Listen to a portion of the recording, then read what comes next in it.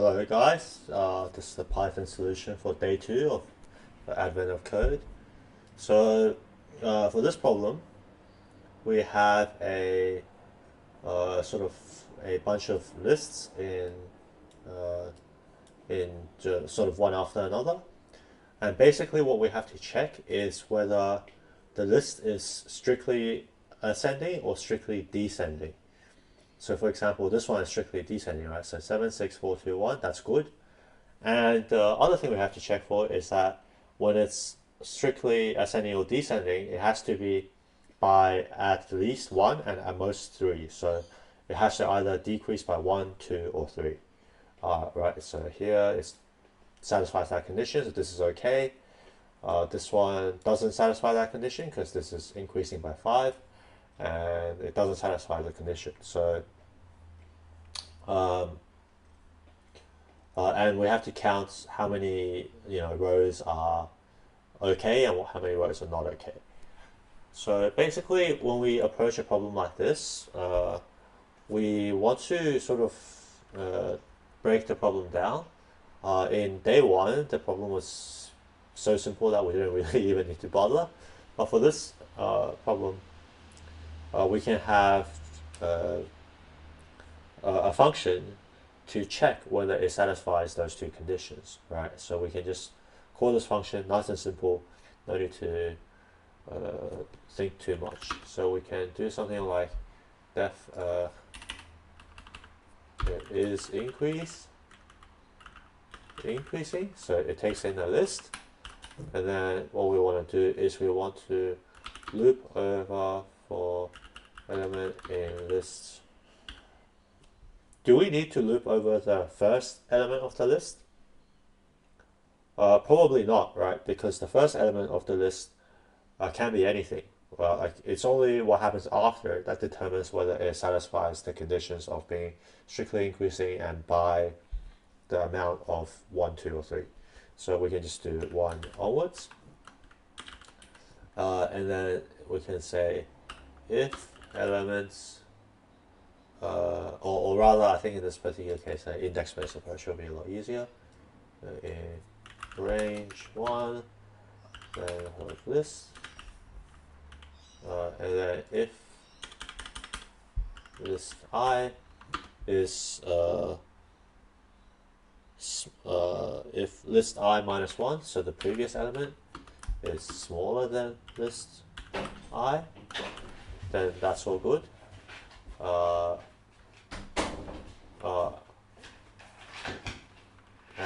And if or rather, we don't even need to check this, right? If list I minus 1 minus this, so if the previous element minus the current element is between -3 and -1. So remember, it's increasing, right? So if we have the previous element, which is smaller, minus the current element, which is bigger, we want the value to be between -1 and -3. Then this is okay. This is good. Then we don't do anything. But so if not, then we return false. Otherwise, we can just return true. Right. So, and then we can create a very similar function called isDecreasing, where we sort of turn this around, where it has to be between 1 and 3, right? Because remember now, when we have the previous element minus the current element, which is supposed to be smaller, the difference should be between 1 and 3. And if it's not that, then we return false, otherwise we return true. So as you can see, we have very similar code here, where it's largely duplicate of each other. And then here we can, instead of creating two separate functions, maybe we can sort of use a bit of a design pattern. Believe it's called the strategy pattern, but or dependency injection. There's lots of names for this, but maybe we can just do something where we can do something def is check, and it takes in a check function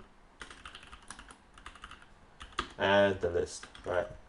So we can see we can sort of take the sort of raw structure of this, and then instead of this, you know, instead of having just slight differences in the comparators, which is a little bit, which is one, hard to read, and B, a little bit sort of annoying, we can just do the check. We can just call the check function that was passed to us on the difference, right? So, and the check function can be anything. So the check function can be arbitrary, like anything that we can run on this integer. So this allows us to sort of retain the general structure of this idea of checking this in every across the whole list, but we can set any arbitrary criteria for what the check function is, and we can pass in different things to create different to create different sort of end outcomes, and to pair. So we need to create two check functions for the increasing and decreasing, right? So the one thing we can check is check inc, where we take in a num, and so if num is between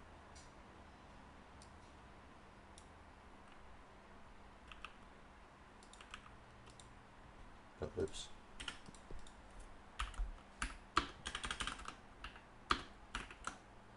And we return true, otherwise we return false. And similarly, we can have a check decrease, where it's the other way around. So, I mean, in this particular example, it's not really exactly super obvious why this is like these three functions is better than these two functions. But let's just say we had more conditions, right? Maybe there was some weird condition for where it's supposed to be, sometimes we check between 1 and 5, or sometimes we check between 2 and 20, or something like that, right? Then we only have to create small check functions instead of copy and paste this huge chunk of code everywhere. And let's just say we want to change the logic where we only need to check the last 5 elements, or the last half of the list. Then we only need to change it in one spot instead of going here and then going, okay, I need to change this one, I need to change this one, change this one, so on and so forth. So useful. Anyway, it's a very useful pattern. As always, we need to pass in the input. So with good old with open. So the reason we use with open in Python is because the with, when you go out of the indentation level of the with, so if there's some code here, then it automatically closes the file for you. So here the file is auto closed, which is quite convenient. Txt as f. Then we can sort of so the input is in this sort of format where each line is separated by a space. So what we can do is for line in f, with all the nums equals to line dot split, and then we can just use the usual trick. So map int line dot split, and then change it to a list again, and then we have we have the we need to store the rows. So the rows equals to just the empty list, and then we store each row, the row. Okay. Right. So now we have all the rows. So for a row in rows, we want to check the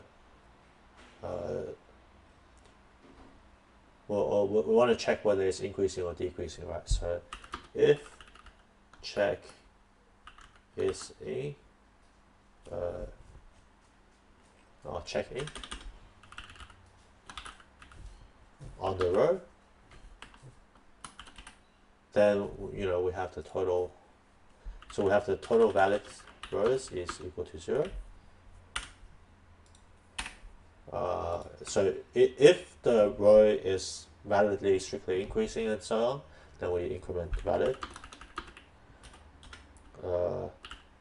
Else if check decreasing R, valid plus equals 1. Oops. Elif. Otherwise we just ignore it, right? So we can just print valid. And cd day 2. Now we just run it. So Python part 1, and we get 472. So we go back to our thing, and then we put in 472. Get our little gold star, yay!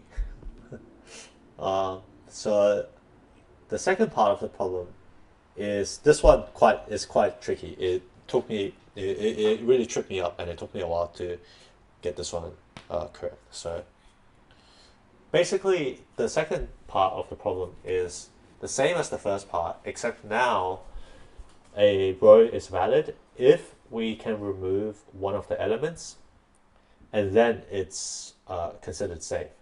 So what I mean by that is, so 1, 3, 2, 4, 5, normally it would violate the strictly increasing condition, right? Because it's 1, 3, 2, so it increases and then decreases. So normally this would just, we would just stop considering this altogether, right? But instead of, but if we can tolerate a single bad level, so imagine if we just yoinked this 3 out of this list, like if we just removed it, then 1, 2, 4, 5 would be valid, right?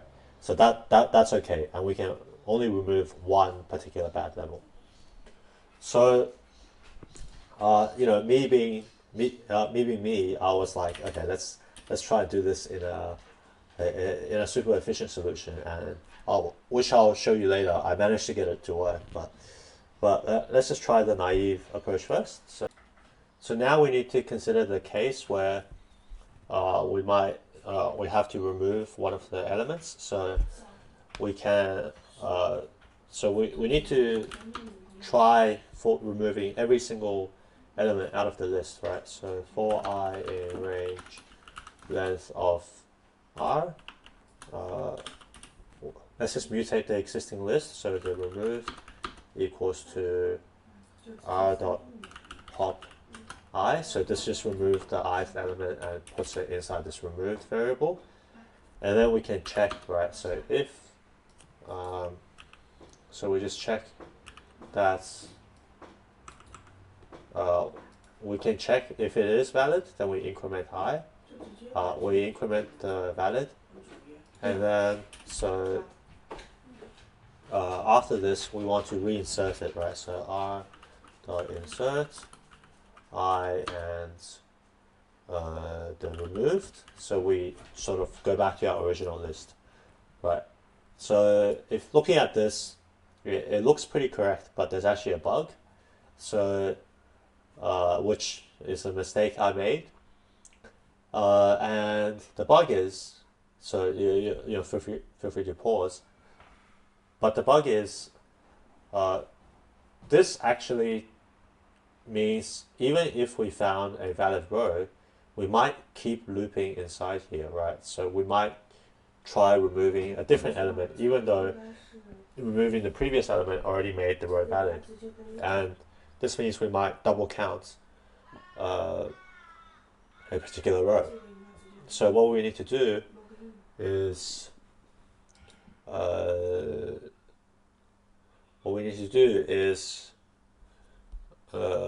break out of the loop, but also remember to insert and removed back into the back into the back into the back, back into the list. So so if it is valid, then we need to. So now if we run this, we get 520, which should be correct. Yep, wonderful. But actually, this solution is a little bit inefficient, right? Because you can see we have this for loop up here, and then inside the check we have this for loop, and then inside here we have this for loop. So we have like this triply nested for loop that's you know, one for loop over the number of rows, one for loop over the length of each row, and then another for loop inside the check over the length of each row. So you know, like if the number of rows is n and the length of each row is m, then we have n times m squared complexity, right? So it's a little bit inefficient. So there's actually a way to do this where we can we can only loop through the where we only have to loop through it once, right? And this is the really tricky method that took me a while to get right, which is when we do the check inside the check function, we can actually have some sort of tolerance mechanism, right? So as we're checking, instead of just sort of giving up on the result completely and then removing an element and then running the whole check again and then removing an element and running the whole check again, we can actually just do one pass through the length of the row and then sort of keep track of how many times we've had to sort of forgive a number, so to speak. So we can do tolerance equals to 0. And instead of just returning false, we can check several things. So if it's not, then a sort of naive approach to this one pass, we can just do tolerance plus equals 1. And then, if the tolerance was already 1, then we return false. But the problem with this approach is removing an element is not the same as just tolerance. So just because you sort of have found an invalid element doesn't mean that even if you remove that invalid element, it's okay. So that's the really tricky thing to understand. So I guess if I can find an example here, like just because you remove 4 or this one, so we have 9, 7, 6, 2, right? Just because 2 is invalid doesn't mean we can just increment the tolerance and then go 2, 1, valid. Okay, this whole thing is safe. Because even if we remove 2, 6 to 1 is still unsafe, right? So removing is not the same as just saying, okay, we can forgive one mistake. So so that really tripped me up for a long time. And then so basically, I guess the way we have to think about this is when we have a tolerance. So for example, when we find a pair of numbers that doesn't work well together, for example, 6 and 2, we have to consider 2 scenarios, right? One scenario where we remove the 6 and one scenario where we remove the 2. And depending on the situation, Maybe if we can remove one of them, then it's all good. We can increase the tolerance and just let it keep going. But if we can't but if removing either of them still causes the list to be invalid, then we just got to return false, right? So, okay, so for the one pass solution in the check, what we want to do is we want to have a tolerance value. We set it to 0 first, and then if we find a number that doesn't satisfy it, then we need to increment the tolerance and also check whether the previous whether removing one of the two elements is valid. So the first thing we want to check is it, if we're going inside this loop is if a tolerance equals to 1 already, then we need to return false. And also, if we are at the last element, so if I equals to length of list minus 1, then simply removing the last elements would be fine, right? So we can just return true.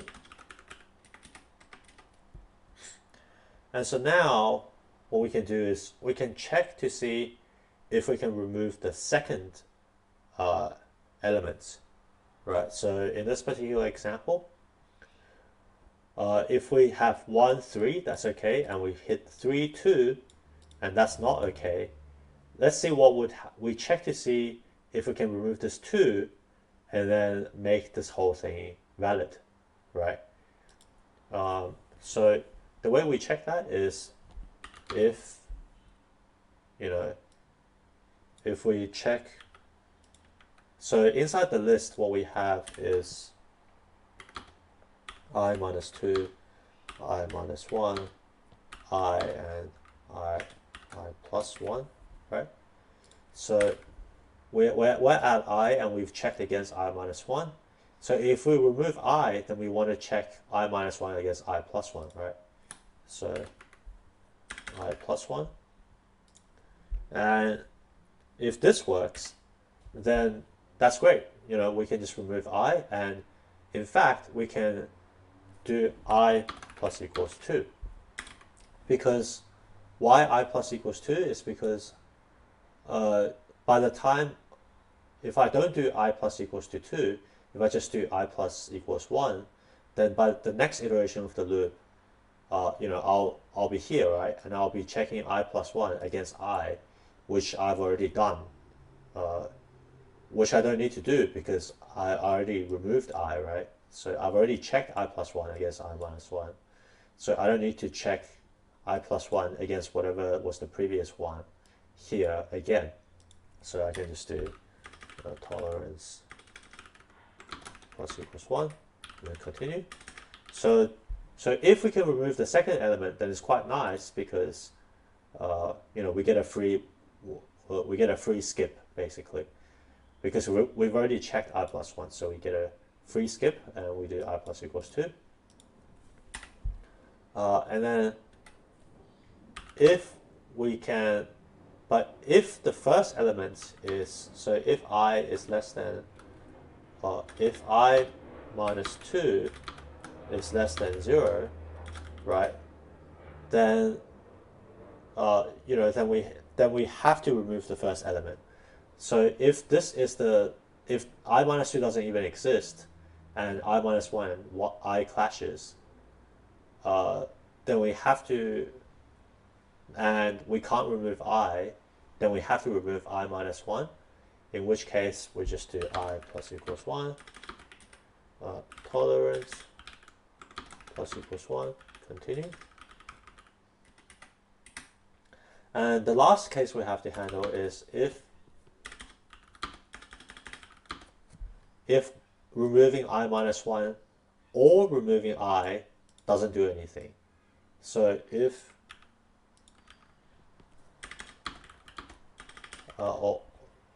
so if we remove I minus 1, I minus 2 and I still violate the conditions. If we remove I minus 1 and I plus 1 still violates the conditions. So if not, and not,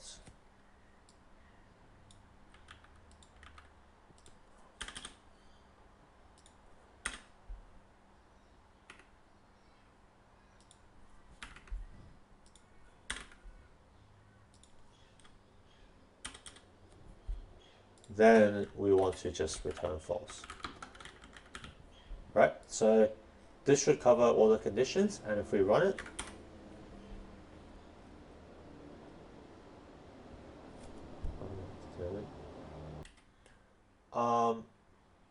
and also the condition we didn't check is that if all other scenarios, we want to do tolerance plus equals 1, right?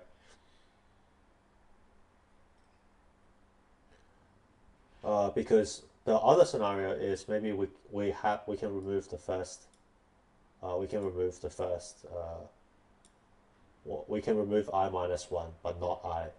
Yeah, so now this should work. Yeah, it's 520. So as you can see, this method is really quite tricky. There's a lot of edge cases to handle, and it's very hard to program correctly. It took me like 5 attempts just to record this video. So yeah, anyhow, I guess it's technically more efficient. So that's it for day 2. Thanks for watching, and see you on for day 3.